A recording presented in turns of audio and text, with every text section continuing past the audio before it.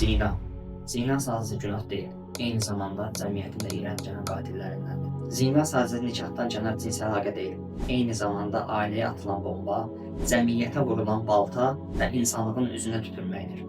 Bu iyrənc əməl tarix boyu bütün dinlərdə və özünə dəyər verən bütün cəmiyyətlərdə qadağa edilmişdir, lənətlənmişdir. Çünki harda zina varsa, bu arada ailə yoxdur və ailə də yoxdursa, cəmiyyət çürüyür deməkdir. Zina edən insan kim olur olsun, evli və yaxud da subay fərq etməz, həmin insan nəfsinin qurbanına çevrilir. Əgər subay bir insan zina edirsə, həmin insan halal evlilikdən qaçır, məsuliyyətdən qorxur, eyni zamanda öz arzularının və şəhvətinin kölesi olur.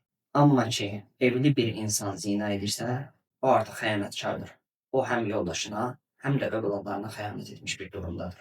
O, öz ailəsini, şəhvət yuvasına dəyişəcək qədər, eyni zamanda öz ailəsinin həyatını məhv edəcək qədər xaraktersiz bir insandır. Öz əli ilə uşaqlarının yuvasını sevgisiz və nifrət dolu bir yerə çevirir.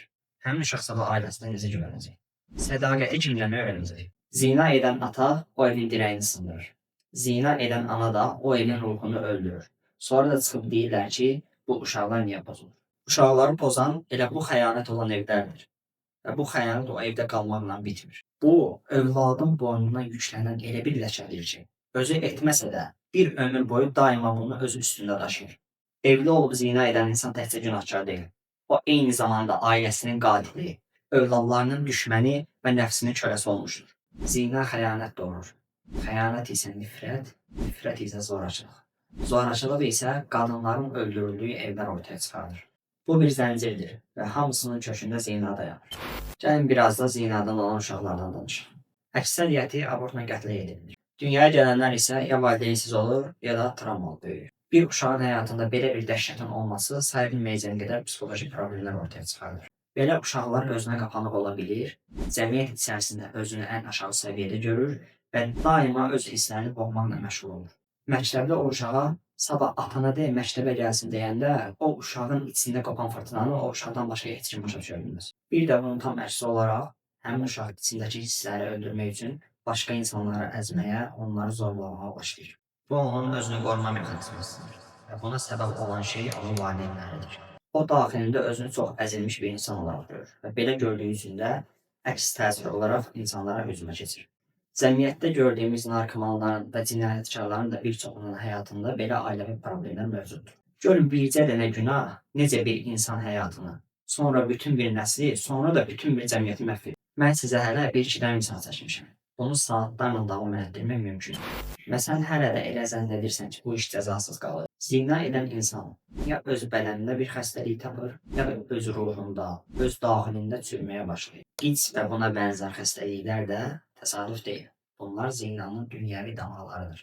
Zina yayılan cəmiyyətlərdə qadın satılıb alınan bir əşyaya çevrilir. Zina normaldır deyilir. Ailələr dəyərsizləşir, uşaqlar atılır və insanlıq ölür. Zina insanı adamlıqdan çıxardır. Diqqət edin, bu elə bir iyrənc əməldir ki, Allah Azze və Cəllə öz kitabında sadəcə zina etmək yox, hətta ona yaxınlaşmağa belə bizə qadağan edir. ولا تقربوا الزنا إنه كان فاحشة وساء سبيلا. Zina edən insan bilməlidir ki, o sadəcə günah qazanmır. O öz adını, şərəfini, insanlığını və ailəsini yandırıb kül edir. Zina edən insan zahirdən nə qədər gülsə də onun içində səssizcə bir çürümə gedir. Və o insan nə Allahdan, nə də öz vicdanından qaça bilməz. Həmçinin onun hesab günündən qurtuluşu da yoxdur. Bu gün nəfsinə uyan, sabah ailəsinin xarabalığını ağlayacaq. Və bu gün harama bir dəfə deyən, həmin haramın köləsinə çevrilir. Zina azadlıq deyil. Zina müasirlik deyil. Və zina cəsarət deyil. Zina insanın öz əli ilə öz-özünü alçatmasıdır. Bu gün tövbə etməyən, sabah üzr istəməyə belə üz tapa bilməyəcək. Və bu gün dayanmayan, bir gün dayandırılacaq. Son olaraq sizlərə sözüm budur. Halal səni ucaldar, haram isə səni bitirər. Ya bu çirkinlikdən uzaq durarsan, ya da bu çirkabın altında əzdir yoxalarsan.